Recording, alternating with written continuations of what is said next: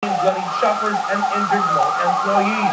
Store clerk Christine Caliope had just finished lunch when the blast happened right across her store on the ground floor of Glorieta Food. She survived with minor injuries in her face and arms, despite the fact that a fallen concrete ceiling almost pinned her down. Bigla lang, segundo, biglang bumagsak. Walang bisang ang lakas ng pagsabog. Nung paglalas na kami nung na-rescue kami, may isang estudyante na nakadapa. Hindi ko alam kung buhay at saka patay.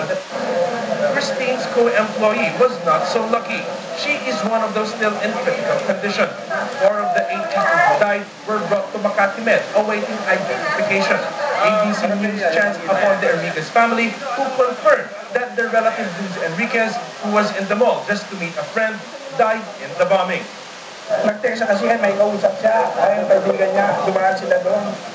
Yun yung limong na ako.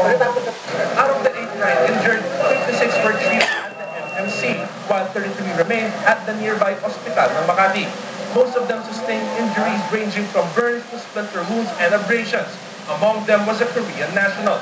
Christine Caliope describes the panic and confusion that followed the explosion. Madilim doon sa loob. Hindi mo makikita kasi lahat kami as in wala. Sisigawan lahat ng tao.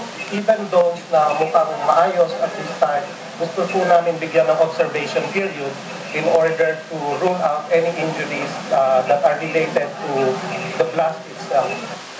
The Ayala Mall management has promised to shoulder medical expenses during this. Jason Torres, ABC News.